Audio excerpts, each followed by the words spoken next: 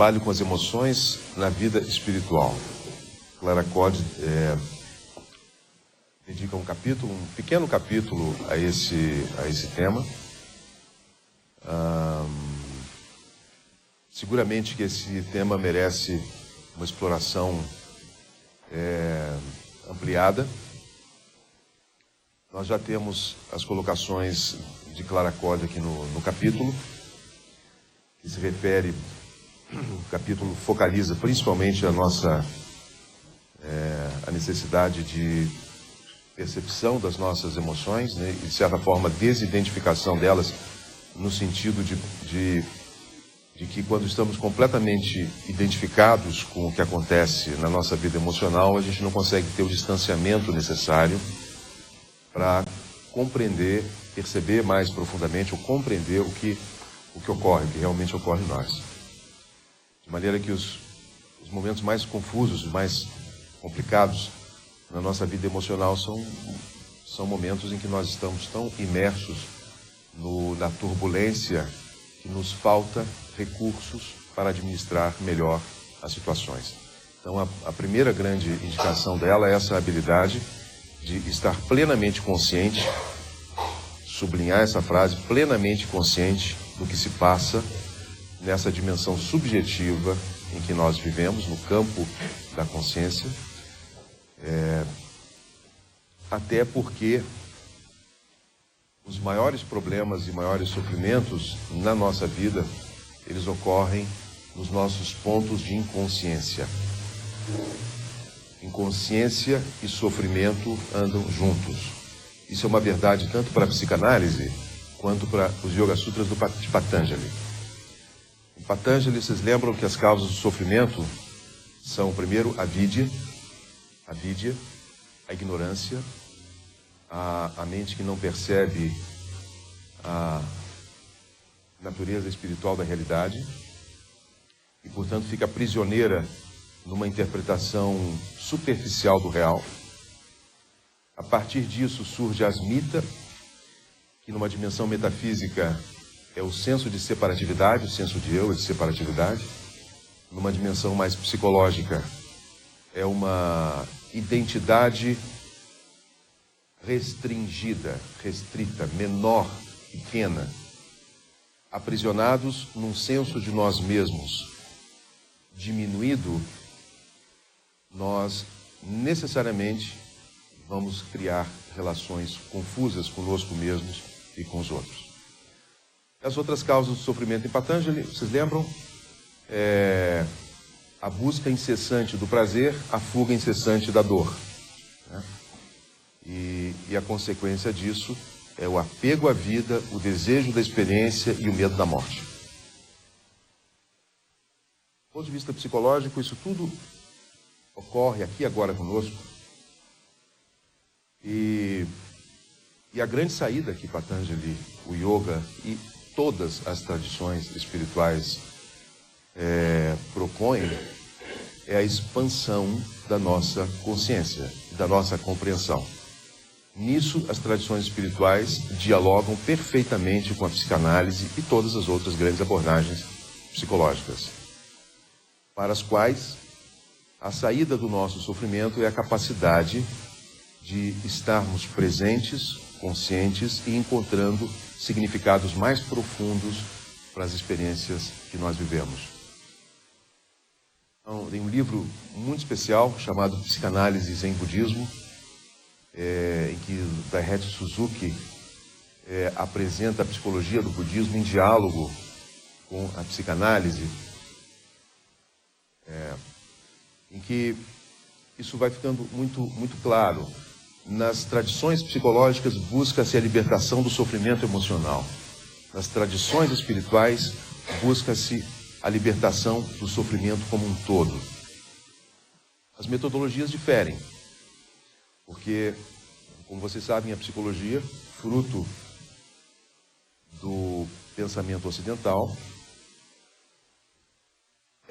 a psicologia nasce junto com a ciência, é uma das mais jovens ciências, e vocês sabem bem que a nossa tradição de pensamento exigiu que a ciência se destacasse da religião para poder o pensamento ter a liberdade suficiente de investigar a realidade sem o aprisionamento que, num certo momento histórico, os dogmas representaram, né?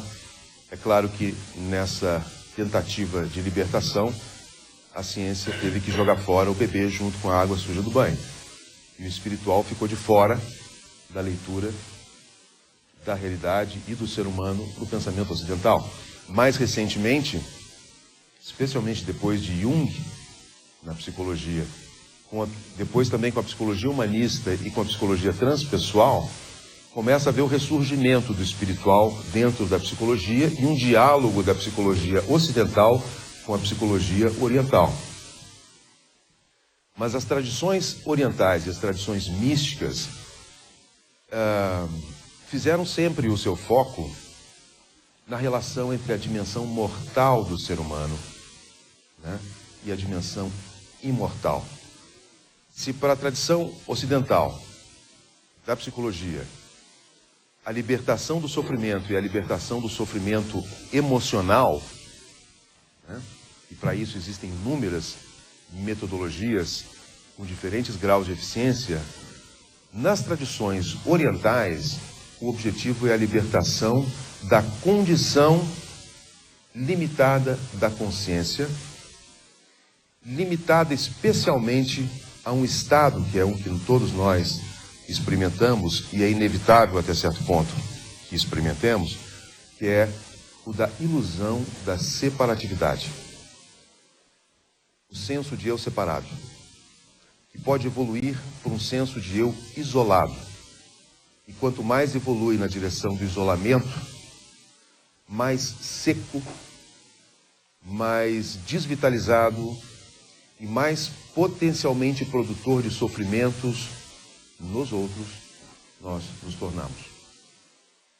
Então, todas as metodologias, eu acho que todas, sem exceção, apesar da enorme diferença entre os métodos, essas tradições buscam o mesmo objetivo: abrir espaço na consciência pessoal, vou chamar de consciência mortal, para a energia sutil que existe na consciência imortal, na consciência que transcende.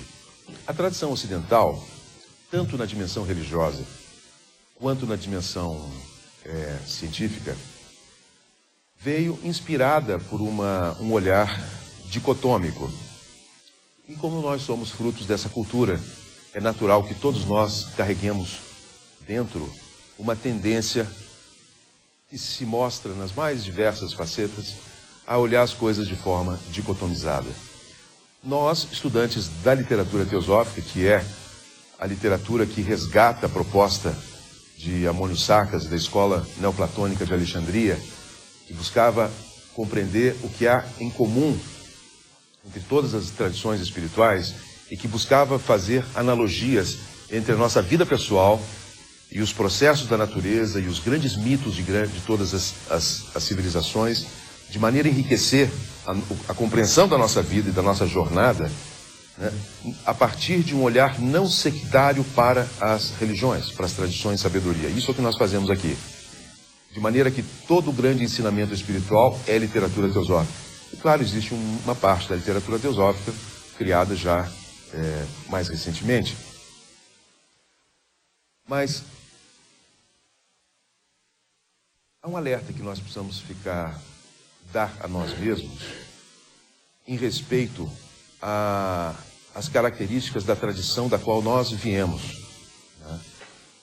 Nossa tradição tende, em todos os seus movimentos, a repetir o olhar dicotômico. O olhar dicotômico pode ser visto como espírito e matéria, né? Ele pode ser visto como espiritual e pessoal, ele pode ser visto como imortal e mortal, né? Ele pode ser visto como personalidade e eu superior. Quando nós fazemos esse tipo de versão cartográfica da realidade, ela é feita, na melhor das hipóteses, apenas para que nós possamos ter alguns lampejos, uma compreensão um pouco maior de processos que são muito sutis. Mas nós não podemos ser ingênuos de cair no velho pensamento e no conto da dicotomia. E aqui eu gostaria de falar especificamente sobre nossa relação com o conhecimento espiritual. Falar de eu superior e falar de uma personalidade pode dar a impressão de estarmos falando de dimensões diferentes da realidade. Porém, isso é só uma parte da história. É muito importante a gente compreender. Eu vou, para isso, usar uma frase da própria Clara Code. O que é a consciência do eu superior? E como pode ser descrita? Na verdade, não pode ser descrita com palavras humanas, pois está além do espaço e do tempo. Ela fala de uma dimensão nossa para além do espaço e do tempo. É liberdade, é luz, é amor e bem-aventurança. Não é um conhecimento intelectual, nem composto puramente de emoção humana, embora os movimentos mais puros do coração lhe estejam mais próximos do que qualquer jogo do intelecto. Não é um conhecimento intelectual, nem composto puramente de emoção humana, embora os movimentos mais puros do coração lhe estejam mais próximos do que qualquer jogo do intelecto. Acho muito curioso ela colocar isso. Os movimentos mais puros do coração estão mais próximos de qualquer jogo do intelecto, né? Isso significa que o imortal, o universal, o cósmico em nós, ele não está numa outra dimensão, ele está aqui e agora presente em nós. De maneira que a compreensão que vocês estão tendo nesse momento do que eu estou dizendo, a compreensão que nesse momento eu tenho das coisas que eu estou pensando para dizer a vocês, aqui tem a própria presença de Budi. Isso é Budi em ação. Porém, um fragmento de Budi. O importante notar é que é um fragmento, o que significa que o nosso potencial de compreensão é infinito. Quando nós sabemos que Budi é a compreensão da unidade e uma dimensão da consciência que está para além do tempo e do espaço, na qual tudo é conhecido de imediato e para numa dimensão em que não há mais os segredos, vamos dizer assim, até um certo nível da realidade não existem mais segredos para a mente iluminada por Budi. Essa compreensão que você tem agora, nesse instante, é um pequeno fragmento disso. Quando nós temos uma chispa de intuição e nós sabemos assim que algo está acontecendo num lugar distante ou vai acontecer num outro tempo, significa que algo dessa dimensão cósmica que a gente chama Budi conseguiu entrar na nossa consciência. O que eu quero dizer com isso é que o mistério do espiritual, o mistério do imortal, ele se expressa através do pessoal. O pessoal é em si o caminho para o imortal. Na tradição dicotômica, nós vivemos a ideia de que a ida ao imortal, a ida ao infinito, envolvia o abandono do mortal. E em tradições, fases decadentes das tradições, o corpo foi desqualificado, a emoção foi desqualificada, toda a vida humana foi vista como um impedimento do que era importante, que era o que estava além, numa dimensão transcendente. Decorrência natural do pensamento dicotômico. Mas quando a gente estuda a literatura teosófica um pouco mais detidamente, a gente vê que não há nada mais falso do que isso. Não que, eventualmente, um abandono estratégico do pessoal, como, por exemplo, num retiro, ou em ritos de passagem, em que a identidade antiga é deixada e uma nova identidade é adquirida. Nesses momentos estratégicos, o passado é deixado de lado. Né? Em algumas tradições espirituais muda-se o nome, muda-se a roupa. Tudo isso simboliza, né, esse processo de abandono do velho, para entrar no novo. Mas isso tudo é uma estratégia psicológica para renovação. Numa fase decadente, toda a dimensão pessoal é desqualificada como se fosse o oposto do espiritual. Nós, dentro da literatura teosófica, entramos em contato com uma visão totalmente diferente. Uma visão sistêmica, integradora. Uma visão que elucida a síntese entre o mortal e o imortal. E ela revela, como por exemplo no Bhagavad Gita, quando apresenta Kurukshetra, um campo de batalha que é a nossa própria consciência. Que é o mundo subjetivo, o mundo da personalidade, onde o mortal e o imortal se sintetizam, às vezes se opõem, criam conflito, às vezes criam sínteses. É nessa dimensão da mente, da emoção e do corpo que o grande mistério da transcendência humana, ou da, vamos dizer assim, da realização humana, se dá. A personalidade, portanto, ela é infundida, por isso que nós chamamos de eu superior. Ele está presente aqui e agora.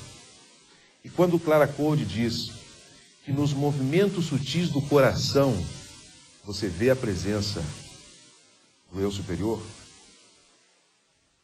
mais do que, por exemplo, no jogo do intelecto, isso exige uma reflexão nossa.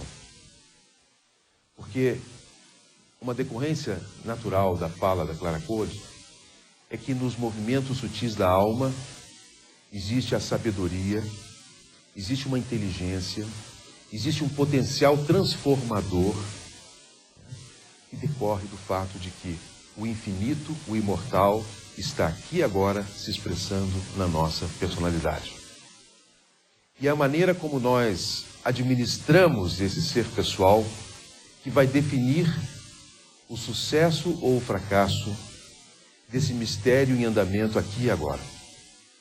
De maneira que as tradições espirituais e algumas das abordagens psicológicas tentam colocar em perspectiva o funcionamento emocional, o funcionamento intelectual, o funcionamento do físico, a sexualidade, os relacionamentos, o estilo de relacionamentos, dentro de um contexto de desenvolvimento da plena potencialidade humana.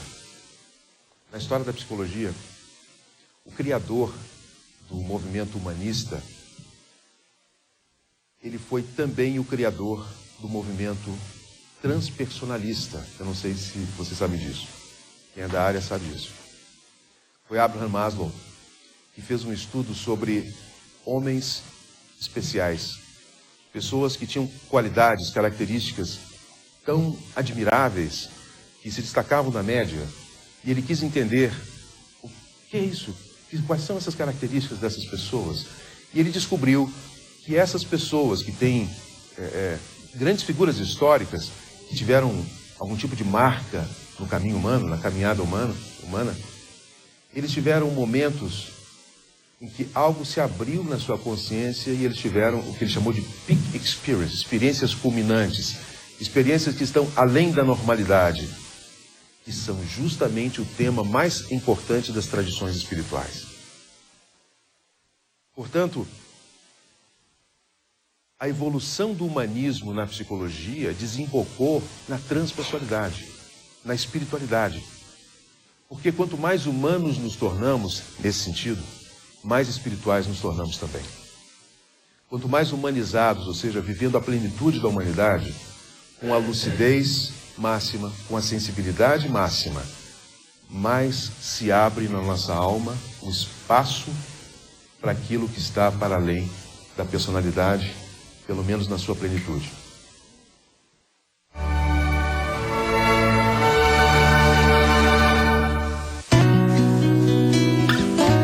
Autoconhecimento Acho que nos conhecemos nos momentos de troca, aqueles momentos desafiadores, de inspiração, momentos de riso, de choro, de felicidade, nos momentos inesquecíveis e talvez até naqueles que gostaríamos de esquecer. Esses momentos são particulares, são nossas experiências com a vida e com o mundo. Mas se for para achar algo em comum a todos eles, é que todos são momentos de aprendizado. E a educação também pode ser uma oportunidade para o autoconhecimento, quando ela ensina para a vida.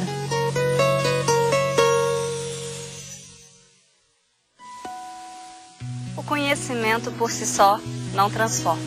O que leva ao crescimento pessoal são os significados que cada um dá aos seus momentos de aprendizagem. Pensando nisso, preparamos um curso que te permita viver o aprendizado. O CETRAIF, da Fundação União Planetária, em parceria com o ISEL, traz para você o curso de extensão Vivências para o Autoconhecimento e Autoeducação. As matrículas já estão abertas e as vagas são limitadas. Quer saber mais? Entre no nosso site www.cetraef.org.br. A TV Suprem tem novidade para você. Todas as quartas-feiras, a cada 15 dias, você vai ter a oportunidade de conferir as estreias do programa Ciclovida, com um novo formato, muito mais informação e curiosidades sobre os benefícios da utilização da bicicleta. Você não pode perder. E ainda tem as reprises em horários alternativos para você ficar ligado no Ciclovida. Toda quinta, às 9h30 da manhã e 3h30 da tarde. E às sextas-feiras, ao meio-dia. Esse é apenas o começo das surpresas que a TV Suprem tem para você que nos acompanha. Muito mais notícias boas e leveza para sua vida. TV Suprem, uma nova consciência exige uma nova televisão.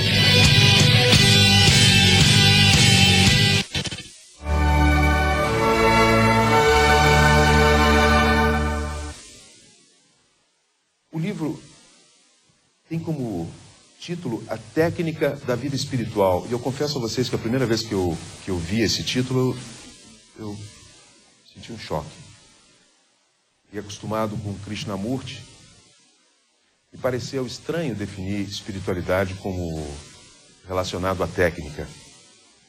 E, de fato, quando a gente explora a sabedoria dos grandes mestres, a espiritualidade talvez pudesse ser melhor definida como uma experiência de desvelar, de descobrir, de transformar, né? Mas, lendo o livro todo, aliás, eu continuo achando que talvez um título mais apropriado para esse livro fosse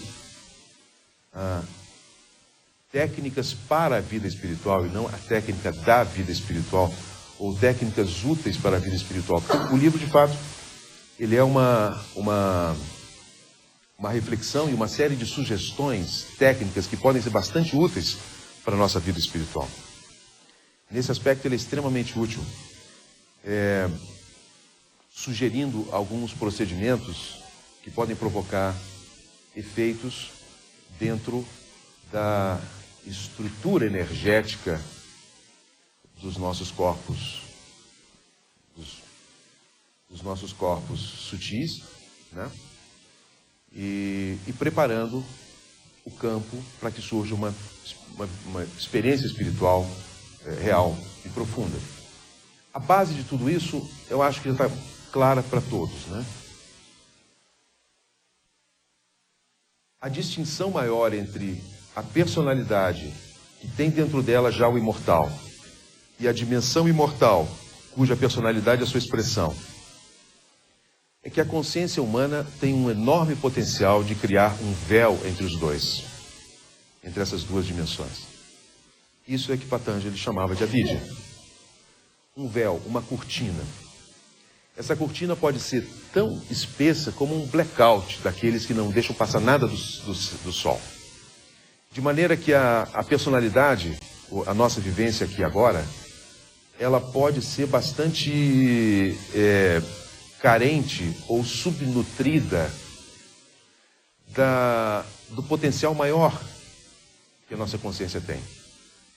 De maneira que a gente poderia definir a vida espiritual, desculpem a simplicidade da definição, como a capacidade de ir trocando as cortinas, para cortinas cada vez mais transparentes, de maneira que a luz do sol espiritual, né, que mora dentro de nós, possa chegar cada vez mais à consciência da personalidade. Se a gente traduzir essa imagem da cortina para a qualidade das nossas emoções, nós poderíamos dizer que quanto mais espessas, mais pesadas as nossas emoções, mais difícil é para a dimensão nossa, que é imortal, se chegar plenamente à consciência. Do ponto de vista prático, o nosso nível de lucidez diminui, pode haver muita esperteza, mas não lucidez. O nosso nível de sensibilidade diminui, a força do egoísmo, do egocentrismo, do senso de separatividade, né? Todos eles são expressão dessa grande ilusão da separatividade, né? O egoísmo, o egocentrismo e outros, ficam cada vez maiores. De maneira que há uma sintonia entre o que acontece na experiência emocional, intelectual e no magnetismo físico, e o tanto que pode surgir dentro da nossa consciência dessa luz essencial que nós somos. Por isso o Buda dizia, né, numa síntese do caminho espiritual, aprender a controlar e purificar a mente. Purificação. Vamos falar um pouquinho de purificação, porque essa ideia é muito importante dentro das tradições espirituais. O que é a purificação? Vamos à imagem do copo, de um copo d'água, com uma água que originalmente é limpa, vamos dizer assim, mas tem partículas de sujeira nessa água. Tem micróbios nessa água, pode ter inclusive alguns fatais ali, né? Essa é uma água suja, uma água imprópria para o uso humano, né? O correspondente desses micróbios, vírus, né, na dimensão da emoção, seriam algumas toxinas emocionais que nós podemos guardar.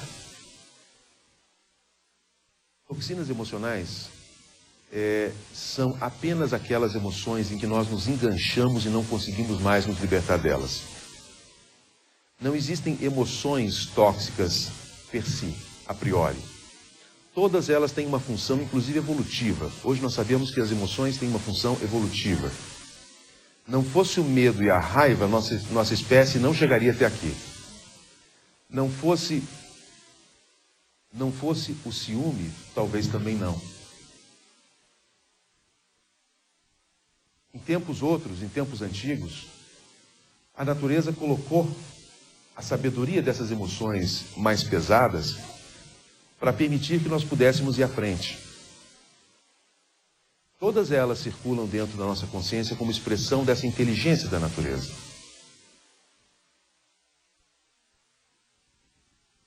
O ódio, como expressão final da raiva, ele poderia vir quando alguém vê o filho sendo atacado por um animal, ou sendo atacado por outro. Então, saindo completamente de uma leitura puritanista das emoções, ou do bom e do mal das emoções, eu vou dizer que o nosso organismo emocional está preparado para uma gama muito grande de emoções, que não são mais do que a síntese, isso é muito importante, porque agora eu queria definir o que é emoção. A síntese do encontro da nossa história, nossas crenças, nossas percepções com o que o mundo nos apresenta. Então, a emoção que nós sentimos nesse momento revela a mim mesmo, revela a minha história, revela a maneira como a minha personalidade se estrutura, revela meu conjunto de crenças. Tudo isso está dentro da emoção. muito comum na literatura espiritualista a gente encontrar um enfoque um pouco diferente desse, que revela nas emoções vamos dizer assim,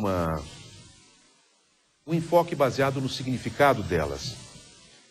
Uma obra publicada pela Questia da Theosophical Publishing House, né? Que a nossa editora nos Estados Unidos publicou um livro chamado Psicologia Ocidental, o livro chamado Psicologia Ocidental e Psicologia Oriental. E lá existe um artigo que tenta definir a diferença entre os dois enfoques. E ele define a psicologia oriental como preocupada especialmente com a questão energética da emoção, que muito é o enfoque que a gente encontra nesse livro. A questão energética dela. A tradição ocidental, a psicologia ocidental, ela focaliza nos significados da experiência emocional. Porque a preocupação da oriental é a profundidade da experiência da iluminação. A preocupação da psicologia ocidental é a profundidade da experiência aqui e agora, na dimensão da personalidade. Com um olhar mais ampliado, não há muita diferença entre as duas. Porque todos nós, orientais e ocidentais, e hoje Oriente e Ocidente não são mais conceitos geográficos, né? São conceitos psicológicos. No fundo, todos nós compartilhamos dessa mesma experiência. E quando os problemas surgem, quando as relações começam a se enganchar, a gente precisa encontrar significados mais inteligentes ou mais funcionais para as situações, senão a gente não dá conta de desenganchar. Voltando à questão, então, da purificação, do ponto de vista energético, é gerar dentro desse campo de consciência sentimentos cada vez mais sutis. O sentimento sutil é aquele que vem da consciência sensível, da consciência que está mais próximo de reconhecer a intimidade que tem com todas as outras formas de vida. O oposto disso é aquela sensação de autopreservação tão radical que a pessoa só consegue ver a ela própria. Disso surge, né? Porque vejam, aquelas emoções evolutivas às quais eu me referi, elas têm uma função de preservação da espécie. Isso ocorre dentro de nós também. A nossa tendência à autopreservação gera uma preocupação egocentrada. No fundo, está o medo da morte. Por isso é tão importante o trabalho sobre a morte nas tradições espirituais. E por isso é tão importante o desapego no trabalho das tradições espirituais. Porque quanto mais focados na autopreservação, mais rígidos nós nos tornamos, porque o medo impera.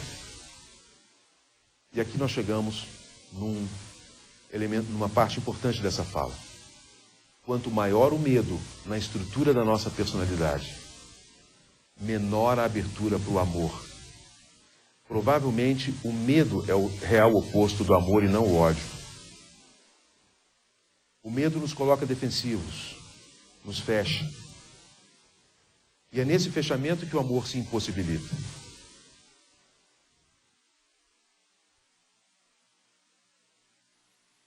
Para mim, um dos grandes mestres do amor é um sábio judeu, Martin Buber.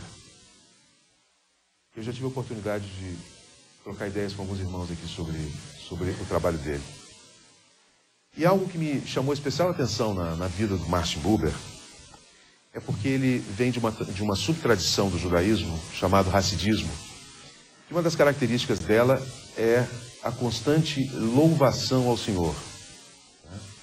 Então, o praticante do Hassidismo, ele canta ao Senhor, ele ora ao Senhor, ele está o tempo todo em contato com o Senhor, né?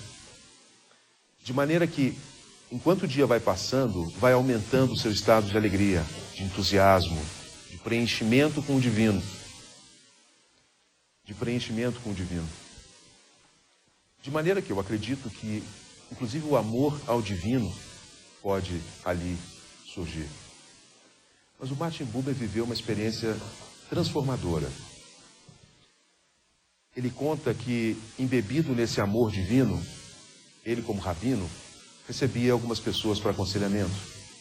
Ele recebeu certa vez um jovem, a quem atendeu e de quem se despediu, dentro desse estado de presença divina dentro dele. E recebeu, horas depois, a notícia que aquele jovem com quem ele tinha estado havia se suicidado. Isso foi um ponto de mudança na vida de Martin Buber. Porque a questão dele passou a ser como, embebido no amor de Deus, ele não foi sensível o suficiente para o que estava se passando na alma daquela pessoa com quem ele estava. E a pergunta é, até onde a vida espiritual, nos colocando nesse jogo de autoaperfeiçoamento, ou nas buscas de elevação, não nos insensibiliza para o que está exatamente à nossa volta. E essa foi uma mudança, essa foi uma compreensão que Martin Buber teve, que radicalizou a vida dele. Porque a partir desse menino, ele não conseguia mais entender a espiritualidade a não ser no encontro. A espiritualidade só pode surgir no encontro com o outro. E olha, para ele, não era um encontro com o outro humano apenas. Martin Buber dizia que o encontro sagrado, ele se dá em 3 dimensões. Só numa delas há um encontro humano. Na outra, há o encontro com o não humano. O encontro com as outras espécies. E também é um palco de experiências espirituais, que não se dá através da linguagem falada. Só na dimensão humana pode haver linguagem falada. Na dimensão do não humano, a linguagem nossa não chega. Mas há uma outra linguagem a ser aprendida e ser experimentada. E falava também do encontro com o transcendente, o encontro com o Senhor, o encontro com o espiritual. Onde ali linguagem nenhuma vem, apenas o silêncio pode vir. Mas só no encontro o espiritual pode ser encontrado. De maneira que é útil a gente pensar até onde os esforços espirituais de um aspirante são um estilo de vida que o leva a uma maior sensibilidade e a uma maior compreensão, ou levam apenas a um egoísmo mais sofisticado, que continua insensível ao outro.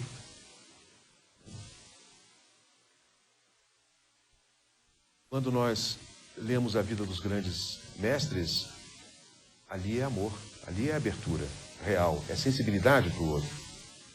De maneira que um bom jeito de pensar em espiritualidade é pensando na consciência sensível. A consciência que realmente reconhece a experiência do outro.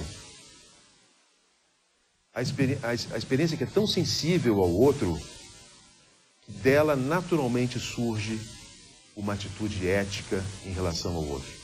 Porque essa ética decorre da sensibilidade. Não de nenhum código moral, decorre da sensibilidade. Isso nos faz pensar também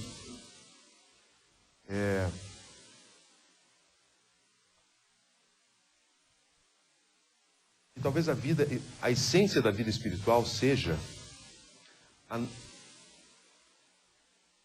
a descoberta de níveis mais profundos de sensibilidade, em que talvez o primeiro campo de aprendizado seja nisso que Clara Code definiu como os movimentos sutis do coração, do nosso próprio coração.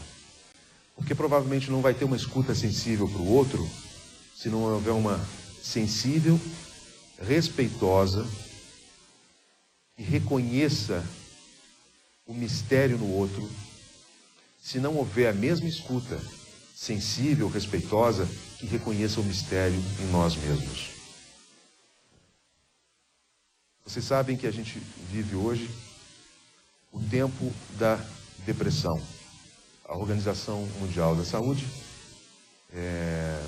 afirmou que por volta de 2030, a depressão vai ultrapassar as doenças cardiovasculares e o câncer como enfermidade mais difundida. O que significa que nós vivemos um tempo depressivo. O que significa que nós vivemos uma civilização depressiva. E se é verdade que no nível profundo nós todos estamos conectados, essa depressão pode não ser só uma depressão pessoal, pode ser uma depressão coletiva. Não só uma depressão da humanidade como um todo, talvez uma depressão pela morte, pelo sofrimento das outras espécies também.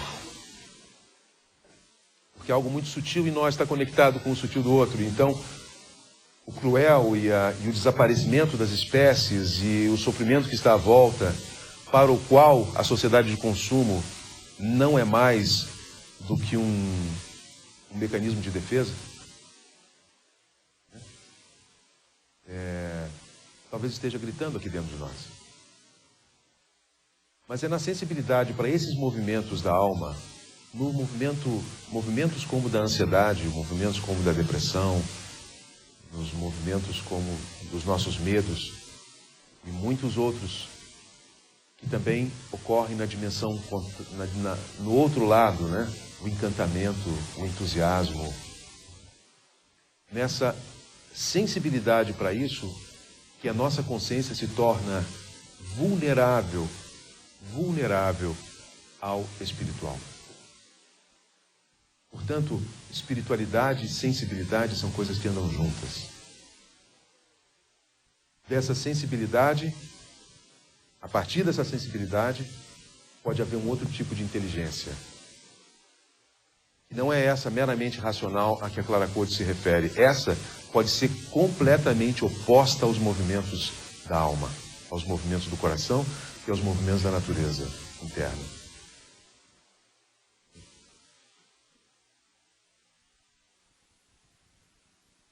Eu tenho certeza que esse tema toca profundamente vocês todos, toca a mim. É o nosso, vamos dizer assim, é o nosso laboratório pessoal, a dimensão da emoção, a dimensão do subjetivo. E eu, que tenho um roteiro muito longo, que eu já cortei muito, eu vou preferir interrompê-lo aqui para poder escutar vocês, para escutar os questionamentos de vocês e tornar esse encontro um pouco mais explicitamente interativo.